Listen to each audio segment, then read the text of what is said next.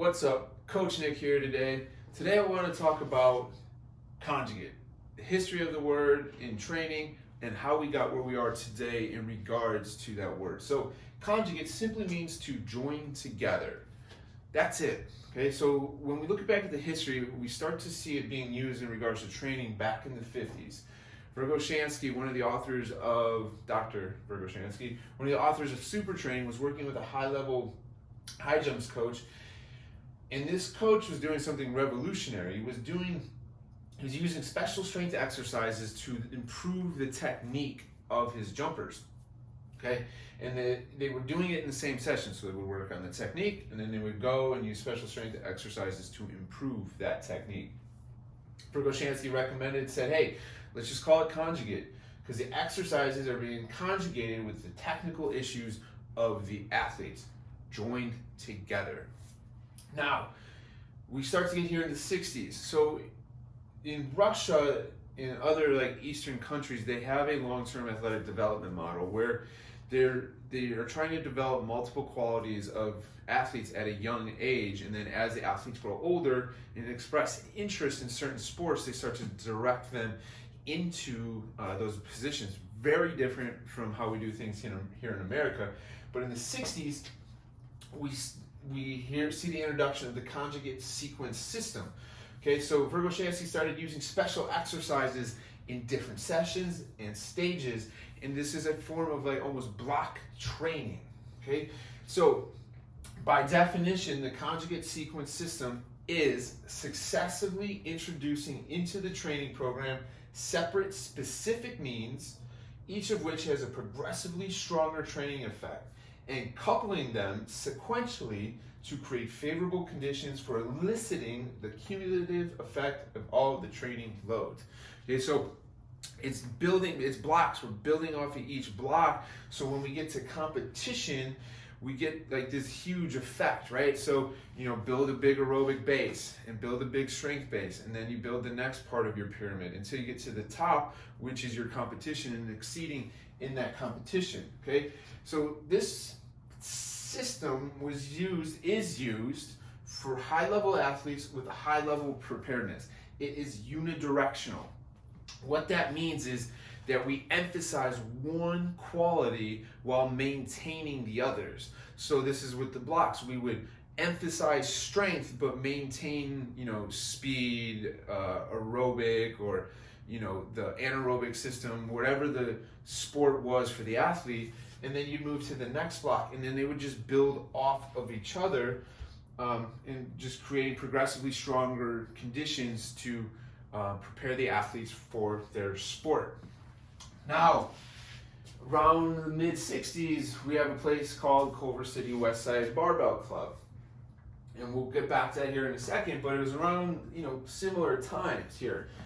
Now, in the 70s, Olympic lifters at the Dynamo Club were using specific physical preparation exercises, or SPP exercises, for the Olympic lifts. And then we saw Bondarchuk use that with his throwers. Okay, so they were just specific exercises that would build off of each other to help get them better for their lifts. So things, like clean pulls, panda pulls, hang cleans, power cleans, muscle cleans, and then variations of the jerk, and they would all build off of each other to bring up the main lifts. And this is what we see in Westside, is that they use all these, special and specific exercises to build up the main movement. So it was revolving trait targeting. So what that means is that they would hit specific traits to the individual. So certain exercises, if your low back's weak, if your glute and hamstrings are weak, or if you're weak off the floor, or if you're weak at lockout, or if you're weak, catching the clean, or whatever. And then it was specific to the individual and rotated as needed. So that's something to keep in mind, is the systems were developed specific to the individual. Now, at the same time at Culver City, these guys were doing these crazy things, right? They're doing good mornings, they're doing rack pulls or pin pulls, benching into foam blocks and things like that. And back then when Louis was doing meets, he was talking to all these guys and they were giving him ideas. And then at the same time, Louis is reading all these Soviet textbooks and what the Russians are doing and the Bulgarians are doing.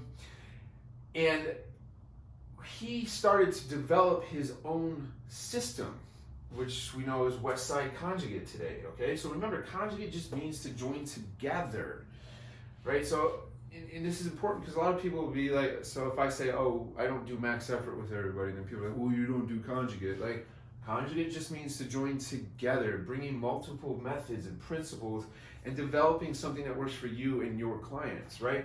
Remember, it's specific to the individual. It's specific to the client. So what you may need may be different from what I may need. Okay, so Louis took stuff from the Russians, the Bulgarians, principles like wave loading, Propin's chart, exercises, SPP exercise and rotation of them, and applied it to powerlifting, right?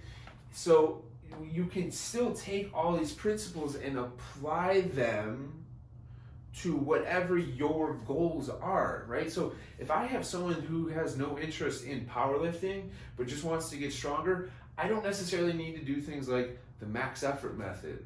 Okay, I might not even need to do, dynamic effort method. I could just do repetition and sub-max work to help them get stronger and move better, right? So think of it as like art. You got to know the theory, you got to know the science, you got to know the fundamentals to paint your masterpiece. And then you got to take all this stuff, go into the gym and apply it. And that's what Louis does at Westside. He experiments. He's been experimenting for decades, using these principles and ideas and methods and tweaking them as they go, right? So people who say Westside doesn't work or conjugate doesn't work, they just don't understand the concepts of it. Okay, so know the past, know the present, so you'll succeed in the future.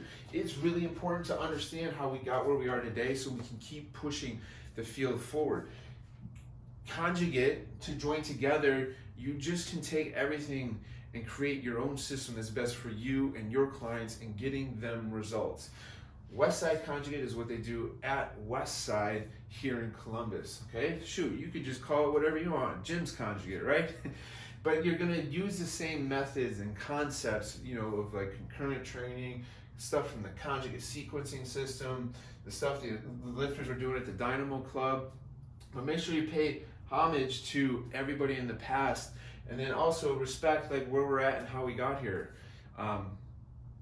So that's a brief history of conjugate and strength and conditioning and how we got where we are today and where we were, and I look forward to seeing where it's going to go. So if you have any questions, drop them below, share this with someone who you feel needs to brush up on their history, and I'll see you soon.